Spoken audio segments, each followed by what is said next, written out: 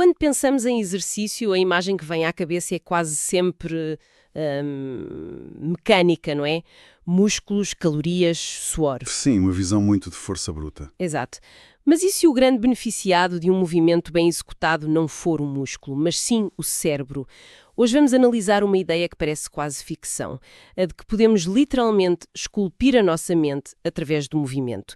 A questão é, isto tem base científica ou é só uma sensação de bem-estar? É precisamente essa a grande questão.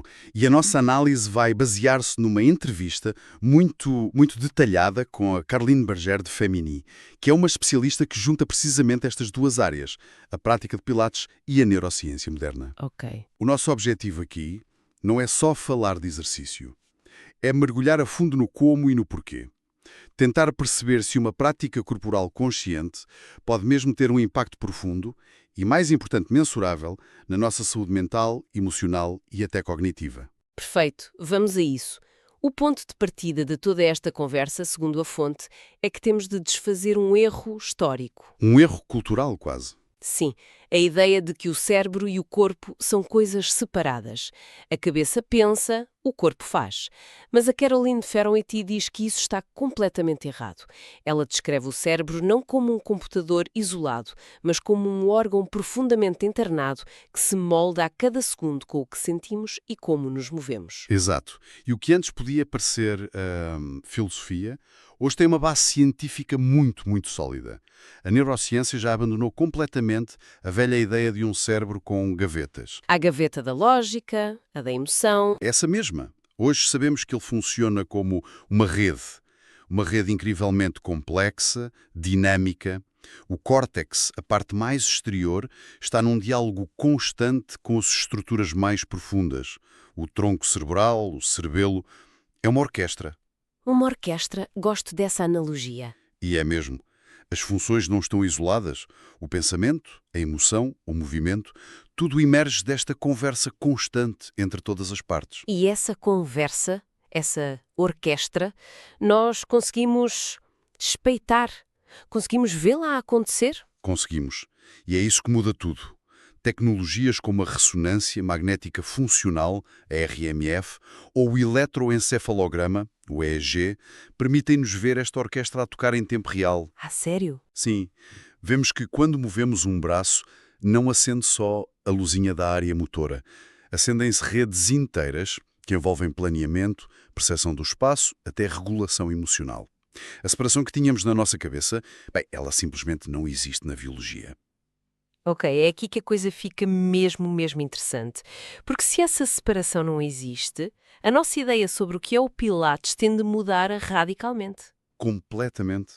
Deixa de ser só sobre fortalecer o core ou ficar mais flexível, passa a ser sobre... Ok, então Afinar essa tal orquestra. é uma analogia perfeita. A prática consciente de Pilates, com a sua precisão, o foco na respiração, na qualidade do gesto, está a ativar de forma muito intencional estas redes que ligam o movimento à percepção e à emoção. A fonte usa uma expressão incrível. Diz que, ao fazer um exercício com esta atenção, estamos literalmente a esculpir circuitos neuronais. Espera lá. Esculpir circuitos neuronais. Isso é uma afirmação muito forte, não será um exagero. Quer dizer, qualquer exercício envolve o cérebro. Não estamos a dar crédito a mais a uns exercícios de alongamento? É uma pergunta perfeitamente válida. E a diferença está no que a ciência chama de circuito bidirecional. Pensa nisto como uma autoestrada de duas vias entre o corpo e o cérebro. Ok. O trânsito é constante. Numa via, o corpo está sempre a enviar relatórios de situação para o cérebro. Onde estão as minhas articulações, como está o meu equilíbrio, a minha respiração. Certo. Na outra via, o cérebro usa esses relatórios para enviar ordens de volta, ajustando a postura, o movimento. O que o Pilates faz, e que o distingue de um movimento automático, é otimizar o trânsito nesta autoestrada. E o que é que acontece a essa autoestrada quando entra em cena o grande vilão da vida moderna, o stress crónico? Imagino que seja um engarrafamento gigante. É precisamente isso. O stress crónico é um engarrafamento que bloqueia as duas vias. A comunicação fica mais lenta, com mais ruído. A nível biológico, o stress desregula a comunicação entre os neurónios e desequilibra todo o sistema neuroendócrino. O famoso eixo hipotálamo-hipófise suprarrenal? Esse mesmo, que podemos ver como o sistema de alarme de incêndio do cérebro. Com stress crónico, é como se o alarme ficasse preso na posição ligado. E inunda o sistema com cortisol e outras hormonas de stress. Exatamente. Ok, então o Pilates entra aqui como um polícia sinaleiro, para tentar pôr alguma ordem neste caos. Exato. A fonte escreve-o como um modulador poderoso. E o segredo não está na força, mas sim no método.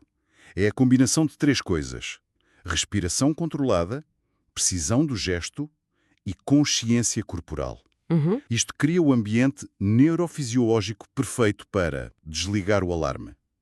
Fisiologicamente, o que vemos é a ativação do sistema parasimpático. Que é o nosso sistema de descanso e digestão, o oposto da resposta de luta ou fuga. Precisamente. É a diferença entre fazer um abdominal a pensar na lista de compras e fazer o mesmo movimento com total atenção a como cada vértebra se move. A primeira é só mecânica. A segunda, como diz a fonte, está a reeducar o cérebro. E essa reeducação, nós podemos medi-la? Podemos ver o cérebro a acalmar, de facto? Sim, podemos. E de várias formas. Por exemplo, com um EEG, que mede a atividade elétrica do cérebro.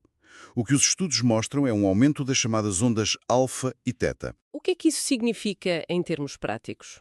Pensa nisto como a banda sonora do cérebro a mudar. Passa de uma música de rock caótica, típica da ansiedade, para uma peça de jazz focada e calma. Gosto disso. É o estado mental ideal para a aprendizagem, para a concentração. É o que muitas pessoas descrevem como flow. Então a implicação aqui parece ser muito maior. Não estamos só a acalmar o corpo durante 1 hora de aula. Estamos, de facto, a mudar o cérebro a longo prazo. E essa é a grande consequência disto tudo. A ideia que muda completamente as regras do jogo. Durante muito tempo, a ciência pensou que o cérebro adulto era uma estrutura mais ou menos fixa. Certo que não mudava muito depois de uma certa idade. Exato. Aprendi as coisas, mas a arquitetura base estava definida. O que esta investigação e muitas outras mostram é que essa ideia está errada. Completamente errada. É a famosa neuroplasticidade, certo? É a neuroplasticidade, que no fundo é um nome técnico para dizer que o nosso cérebro é como barro e as nossas experiências são as mãos do escultor. Ele está constantemente a remodelar-se. Cada sessão de Pilates não é só exercício. É, literalmente, uma sessão de reconfiguração do cérebro. Ao repetir um movimento com precisão, estamos a fortalecer certas vias neuronais. É como abrir um caminho numa floresta. Da primeira vez é difícil. Mas quanto mais passamos por lá, mais fácil fica. Exatamente. O caminho torna-se mais definido, estamos a reforçar a memória procedural, o saber como fazer as coisas e a apoiar as funções executivas, que são o CEO do nosso cérebro. O planeamento, a tomada de decisão, o foco. Tudo isto soa incrivelmente bem na teoria. Mas eu continuo um pouco cética. Como é que os cientistas podem ter a certeza de que é o Pilates que está a causar estas mudanças e não, sei lá, um efeito placebo? Onde é que estão as provas mais concretas? A desconfiança é a base da boa ciência. Por isso a pergunta é ótima. E a resposta está na triangulação de dados. Os investigadores não usam só uma ferramenta. Usam várias para ver se a história que contam bate certo. Ok? Já falamos do EEG, que mostra as mudanças na tal banda sonora do cérebro. Mas podemos ir mais longe. Como, por exemplo? Por exemplo, medindo o fluxo de sangue no cérebro durante a prática. Há uma tecnologia chamada espectroscopia funcional de infravermelho próximo, ou FNIRS. Basicamente, é uma espécie de touca que se põe na cabeça e que consegue medir, em tempo real, que áreas do cérebro estão a pedir mais oxigênio. E o que é que se vê? Se o que serve durante o Pilates é uma oxigenação mais estável nas regiões frontais, precisamente as áreas do tal CEO de que falávamos. Isto sugere uma melhoria na atenção e na regulação. Ok, isso já é mais concreto.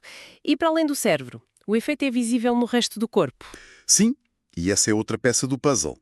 Mede-se o sistema nervoso autónomo. Uma das formas de o fazer é analisar a variabilidade da frequência cardíaca. Espera lá. Um aumento da variabilidade é bom. Isso parece contraintuitivo. A maioria das pessoas pensaria que um ritmo cardíaco estável como um relógio seria o ideal. Exato. Parece contraintuitivo, mas é o contrário. Pensa num atleta ágil que está sempre pronto para acelerar, travar, mudar de direção. Certo. Sempre a adaptar-se. Um coração saudável é assim. Um ritmo cardíaco que varia mais demonstra que o sistema nervoso está relaxado e reativo, capaz de se adaptar. Não está preso num modo rígido de luta ou fuga. E um aumento desta variabilidade é um sinal muito claro de maior resiliência ao stress. E a nível hormonal? A nível hormonal, os resultados também são consistentes. Medem-se os níveis de cortisol na saliva, um marcador de stress, e observa-se uma diminuição significativa após a prática. Ok, então vamos recapitular. Temos mudanças na atividade elétrica do cérebro, mudanças no fluxo sanguíneo, mudanças na forma como o sistema nervoso autónomo funciona e até mudanças hormonais. E tudo a apontar na mesma direção. E, claro, para além disto tudo, os testes que mostram melhorias. Exatamente. As avaliações neuropsicológicas, testes de atenção, memória de trabalho, flexibilidade cognitiva, feitos antes e depois de um período de prática regular, que mostram melhorias mensuráveis. Nenhum destes dados, isoladamente, seria a prova definitiva. Mas quando os juntamos todos, a imagem que emerge é extremamente consistente. O que nos leva a uma visão de conjunto. A metáfora usada na fonte pela Caroline de Femini parece fazer todo o sentido. Ela diz que o Pilates funciona como um regulador transversal. Um fator de harmonização. É uma metáfora perfeita. Certo. Não se trata de estimular um sistema isolado. Não é como levantar um peso para fortalecer um bíceps. É mais como afinar um instrumento ou dirigir uma orquestra. Melhora a relação, o diálogo entre as redes motoras, cognitivas e emocionais. E é essa melhoria na coerência global que explica os benefícios que as pessoas sentem. Exatamente, os benefícios holísticos, que vão muito para além de ter menos dores nas costas. Sentem-se mais calmas, mais focadas, mais presentes. A ciência está a começar a mostrar-nos porquê. Mas, como em qualquer área da ciência, imagino que ainda haja muito por descobrir. Isto soa quase demasiado bom para ser verdade. Os estudos são todos definitivos ou a própria fonte aponta para algumas limitações? Sem dúvida que aponta. E é isso que torna a fonte credível. A ciência avança com honestidade sobre o que ainda não sabe. A própria Caroline Femi sublinha que os estudos atuais, apesar de muito promissores, ainda têm limitações. Como, por exemplo? Muitas vezes, o número de participantes é pequeno ou a duração da intervenção é curta. A correlação é muito forte. Vemos que as mudanças no cérebro acontecem ao mesmo tempo que as melhorias cognitivas. Mas estabelecer uma causalidade estrita. Provar que A, causa B? Exato. Provar, para além de qualquer dúvida, que A causa B é sempre o passo mais difícil em neurociência. Então qual é o próximo passo para esta área de investigação? O que é que se segue? O futuro passa por estudos maiores, mais longos, e talvez integrando outras camadas de análise, como biomarcadores moleculares no sangue, para perceber os mecanismos ainda mais a fundo. E também estudar populações específicas. O que acontece no cérebro de um idoso que pratica pilates para combater o declínio cognitivo? Ou no de alguém com estresse pós-traumático? As portas que estes resultados abrem são fascinantes. Não diminuem o que já sabemos. Pelo contrário, mostram que estamos apenas a arranhar a superfície. Então, o que é que tudo isto significa para quem nos está a ouvir? Se tivermos de destilar uma mensagem principal, qual seria? A grande mensagem é que a forma como nos movemos é uma das ferramentas mais poderosas e subestimadas que temos para influenciar a nossa saúde mental. Isto convida-nos a repensar radicalmente a nossa relação com o corpo. Ele não é um táxi para a nossa cabeça. Não é. É um parceiro ativo essencial na construção do nosso bem-estar. A forma como respiramos, a atenção que damos ao nosso movimento, tudo isto tem um impacto direto, físico e mensurável na nossa clareza mental e na nossa estabilidade emocional. Deixa de ser uma opinião e passa a ser, bem, um facto biológico. E isto leva a uma reflexão final, imagino. Leva. A fonte sugere que compreender o cérebro desta maneira redefine o que significa ter sucesso ou ser produtivo. Talvez não se trate apenas de performance, mas de encontrar um equilíbrio dinâmico. Partindo daí, fica uma questão no ar. Se a qualidade da nossa mente depende tanto da forma como nos movemos e respiramos de forma consciente, que outras práticas do nosso dia-a-dia, que fazemos de forma automática, poderemos estar a subestimar como ferramentas para silenciosamente esculpir o nosso próprio cérebro?